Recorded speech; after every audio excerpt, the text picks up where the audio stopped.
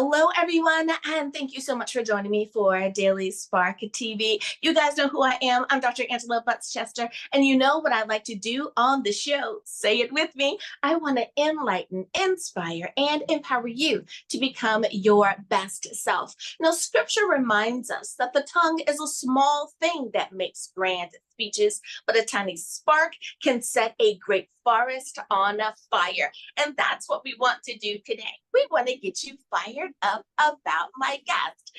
I'll be spending time today with Father Ronald Ramson, and we'll be talking about his book, Put Your Hands into Hers, Mary, Our Life, Our Sweetness, and Our Hope. So go on, get comfy, get cozy, get your coffee or get your tea, because we are about to get started. Hello, Reverend Ramson. How are you? Thank you so much for joining me here on Daily Spark TV. Oh, thank you so much, Dr. Angela. Thank you so much. Absolutely. I am really excited to talk to you about your book, but we do have a little bit of a tradition around here, and that is we realize that every viewer may not be familiar with you or your work. So first question for you is, tell us a little bit about yourself. What makes you you? Well, I was born and raised in Chicago, and I went to the seminary when I was a young kid, prep seminary, down in Cape Girardeau, Missouri. I went to Perryville, Missouri, where I live now, and I was ordained a priest. And believe it or not, my anniversary is this Friday, 65 years as a priest. And I've done everything imaginable, including working in Kenya. I love Kenya. Anyway, I've done everything. And I've thoroughly enjoyed my vocation. Oh, absolutely. And congratulations, early congratulations on that anniversary. That is so awesome. But it's really easy to do what God has called you to do when you love your vocation. Time Right. passes by so quickly. So I can imagine. Now, being an author, is that something that you've always wanted to do? Or did you find that this was simply another way to share your message with the masses? Well, you know, I started writing. I think I've written a lot, articles mostly in various magazines and newspapers and whatnot. In fact, I just started writing an article joining the Ministerial Alliance here for the local paper. I write every so often, and I've written books. And anyway, it just came to me. I guess I felt the need to do it. I wanted to reach out to people and tell them about the Lord and hope, you know. Absolutely. I find that many of the authors that I've been blessed to interview, the majority, and when I say the majority, I am talking at least 95% of them said, a writer? Oh, heavens no. This was not on my to-do list. But now that I've written, oh, the joy that it brings, and so glad that they stepped out in faith on that. So I can understand that. Yeah. Now, the title of your book, Put Your Hands into Hers, Mary, Our Life, Our Sweetness, and Our Hope. How did you come about that title? Did it come to you first? Did it develop out of the writings? What's the story there? Okay. I had a book, not this book, another book that I wanted to get published. I talked to a guy, an editor up in New York, and he said, I can't do it. He said, Father Ramson, I want you to do me a favor. I said, what do you want me to do? He said, I want you to write a book on Mary, because this is during the pandemic. He said, I want you to write a book, 125 pages. I said, really? I'm Mary. I never intended to write one on the mother of Jesus. I said, wow. And I said, what am I going to write about? So I hung up the phone, and I guess literally, Dr. Angela, I started getting all these ideas. And I think what I wanted to do, I wanted to show Mary's femininity and her humanity. And I found this out in the apparitions, or Marian apparitions, especially. She's all woman. She's all woman, you know? But because some of the Mary people that I've dealt with said, we can't identify with her because we put Mary up on a pedestal. And we can't get up there. You know what I mean? So I said, okay, let's take her down from the pedestal. That's what I'm trying to do.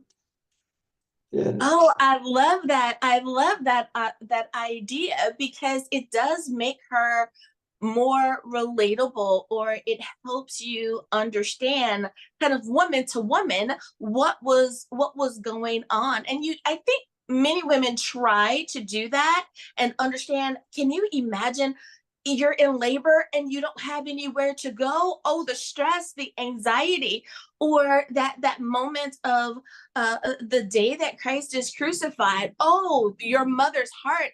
You try to relate, but you're right. So many times we only see her in the pedestal position and not in the day-to-day position of the mother. I'm so glad that you did that.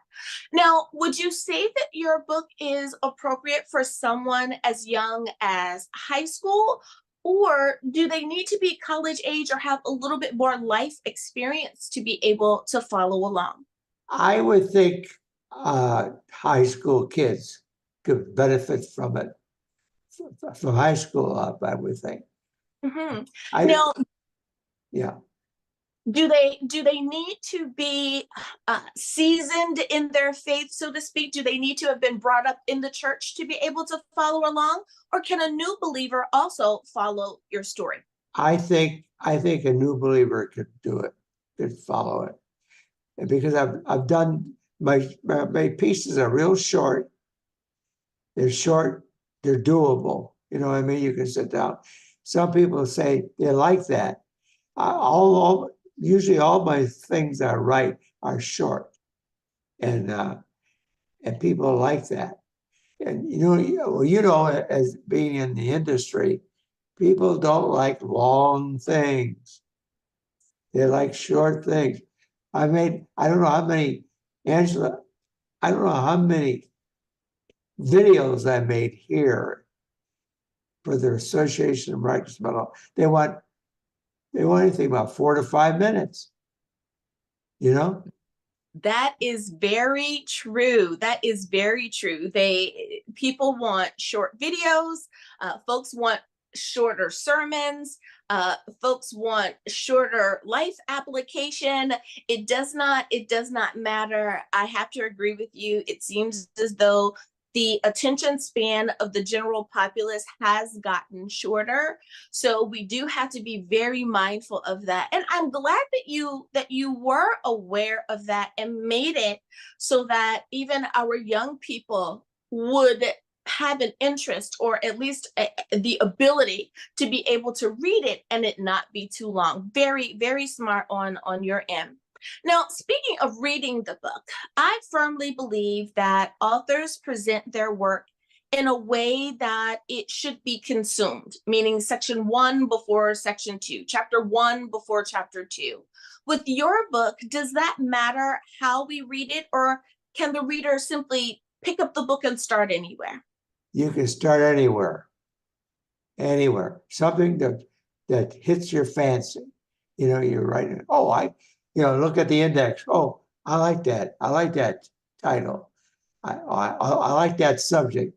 I want to read that, you know, and that's the way I've done it. That's pretty much, as I said, the way I write everything. But that is so incredibly helpful. And again, I'm thinking of our younger readers, our younger audience, Yeah. when you are able to pick it up and, like you said, look and say, "Oh, chapter two sounds really good. Let me start there." then eventually they will get around to reading the whole book. So I think that's very smart of you, especially for some of our younger readers.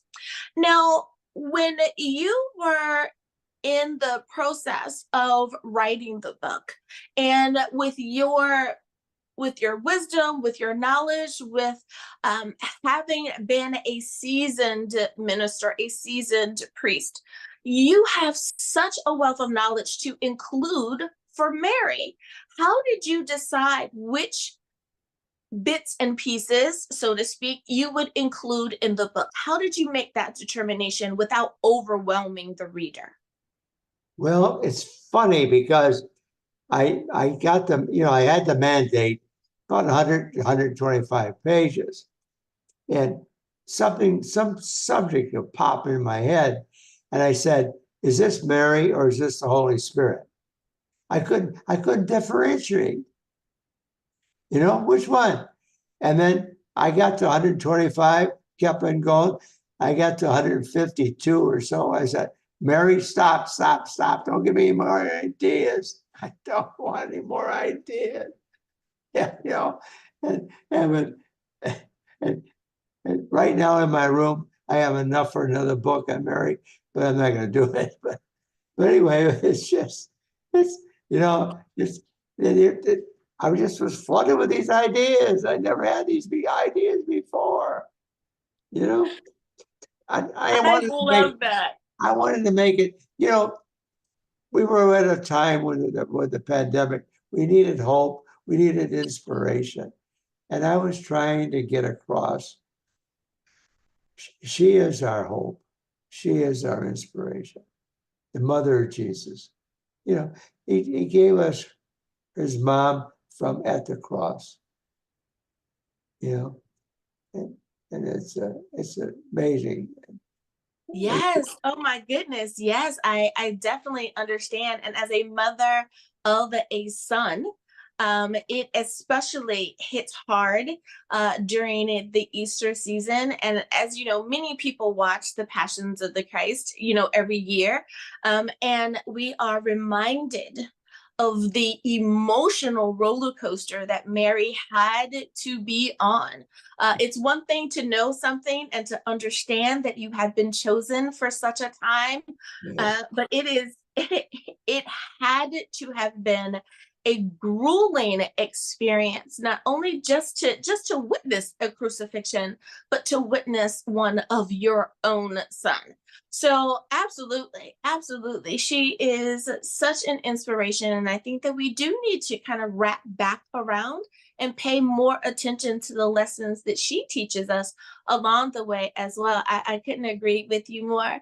Well, Father Rams, it is time for us to take a very short break. But before we do, can you remind everyone what is the title of your book? And if someone wants to reach out to you, how should they do that? Well, the title of my book is Mary, Our Life, Our Sweetness, and Our Hope. And they can get me at my email if they want. F as in Frank, Ramson, Ramson, at gmail.com. That's simple. I love it. Alrighty, everyone. Now you know where you can get a copy of the book. We'll be back right after this. Hi, do you have something to share? Be a guest. Want to sponsor an episode? Visit drangela.chester.com. Thanks again for watching Daily Spark TV. And we are back. Thank you so much for joining me for Daily Spark TV. Now, Father Ramson, I want to ask this question of you, and that is, when you were in the process of writing, not only did you have to determine which pieces you were going to share with us about Mary, but you also had to think of it from the perspective of the reader and what lesson you wanted to share with them so that I like to call that picking up nuggets along the way. With that being said, how did you determine what nuggets of wisdom you were going to include in the book? What do you want the reader to make sure they understand having read your book? Well, I took it slow, and as things came to my mind, I went, well, that's a good subject. I think people will be interested in that. And then I go, no, that's a good subject. That's big. It's applicable to their own spiritual life. Something that would touch their hearts, And I go, and then I write another piece, then another piece. It was a slow process, and I wasn't in any hurry.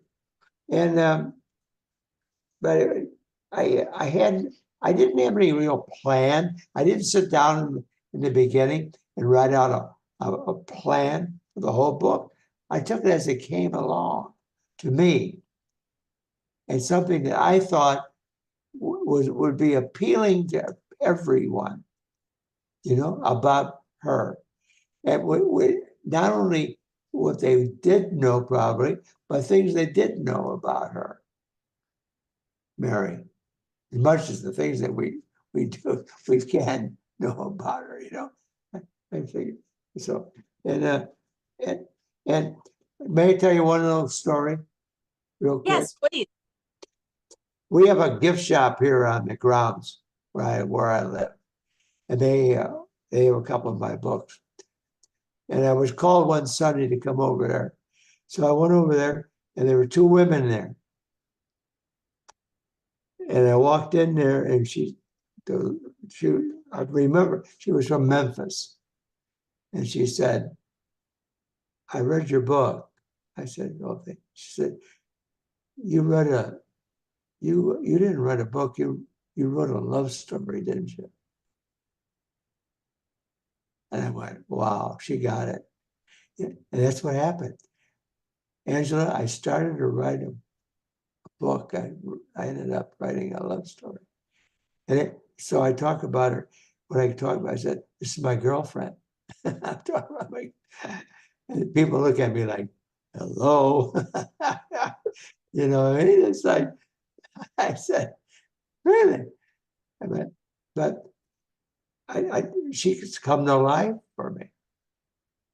I love that you had that experience. For me, a similar understanding is the way that John writes about Jesus, that he so has an affinity for the divine part of Christ, that he cannot help but kind of ooze about him at times. It's the same way that for me, when I understand how King David is writing, when we go through the book of Psalms, in that even in times of trouble, he knows, like, you are so listening to me, and God, you will so take care of me. But then those times of joy and adulation that he has, and the way that I read him saying, "Surely this will be," and I go, "Oh my goodness." If you can't tell, those are two of my favorite people as well. So it is just really understanding and getting in there and reading it for what it is. And you're right, you cannot help but share your adoration for that person, not making them more than what they are, not making them less than what they are, but just understanding that there are these wonderful qualities about Mary. I'm so glad that you did that.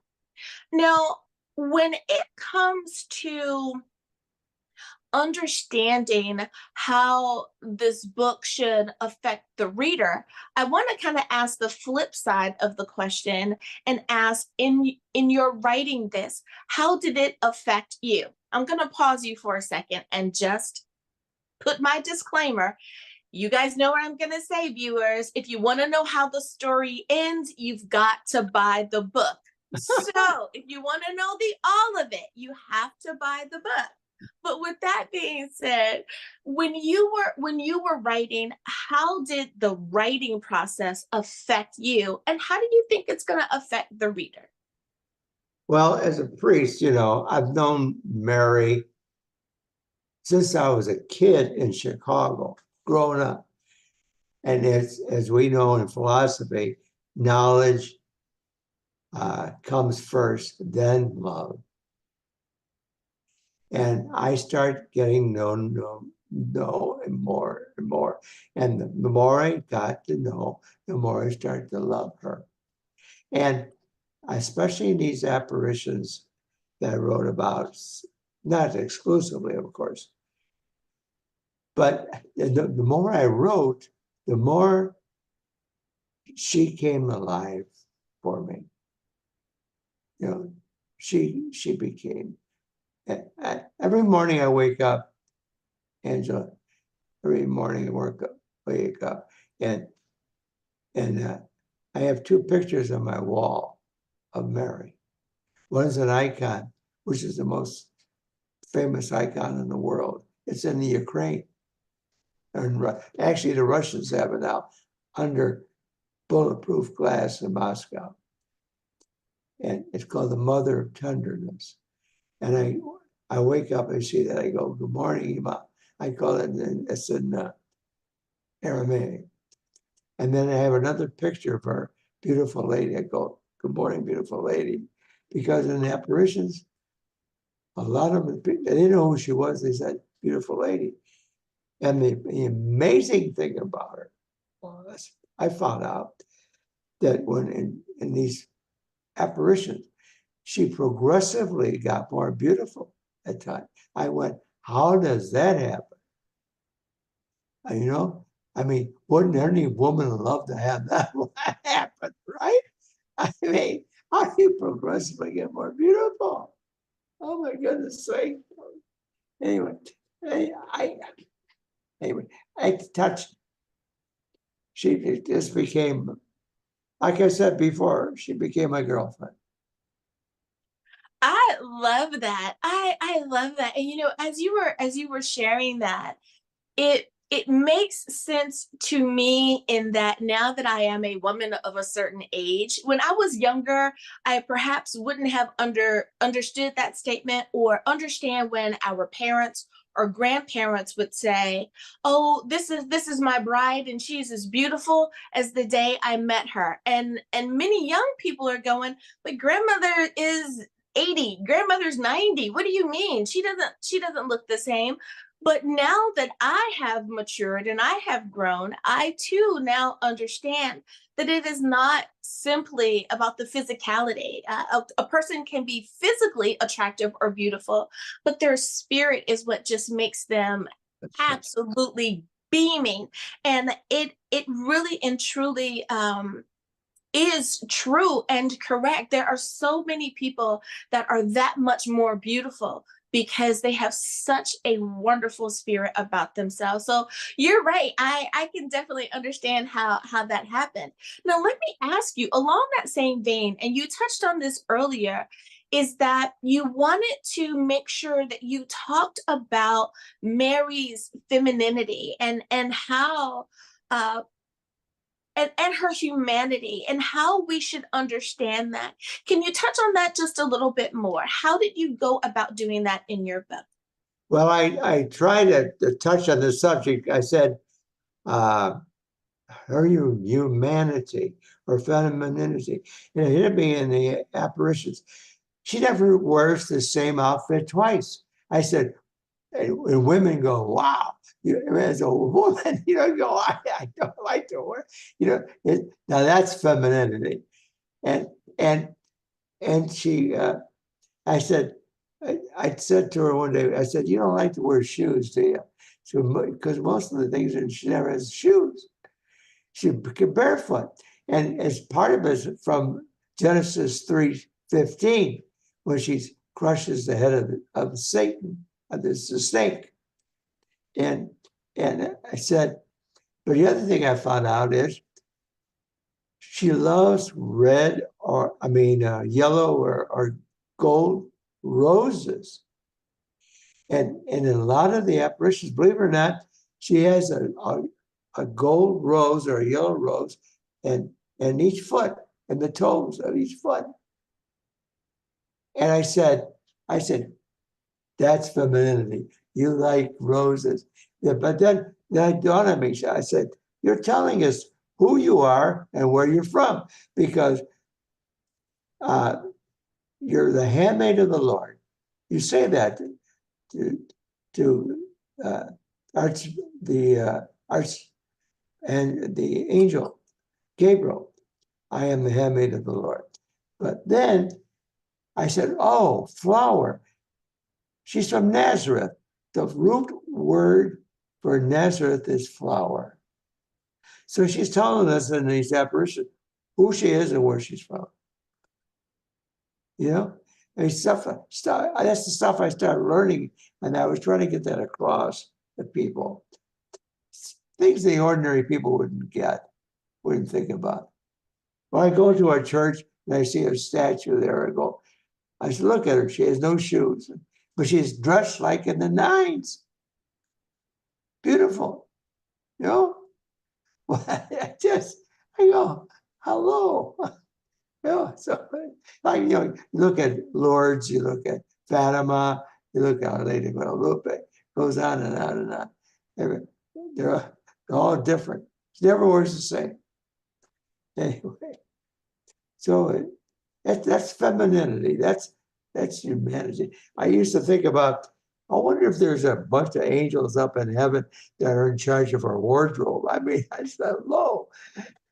You know, in showbiz, you know, you have people take care of their stuff, right? I said, my mom, coincidentally, Angela, my mom used to be a dancer in showbiz.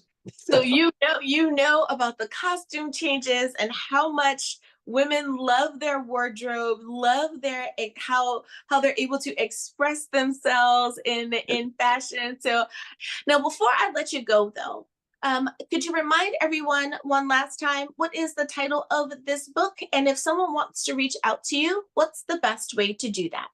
Well, Mary, our life, our sweetness, and our hope. And my email is Ramson, @gmail.com. That's the fastest way. I love it. Thank you again, Father Ramson, for being a guest on Daily Spark TV today. Oh, it's a pleasure, Angela. God bless you. Thank you so much for having me on. I totally enjoyed this. Thank you for being on. And viewers, thank you for spending some time with us here today as well. I hope that we have once again enlightened, inspired, and empowered you. As always, may the Lord continue to shine his face upon you. May you receive his grace and his mercy in all that you do. Until next time, everyone, remember that you are blessed in the Lord. Have a great day, everyone.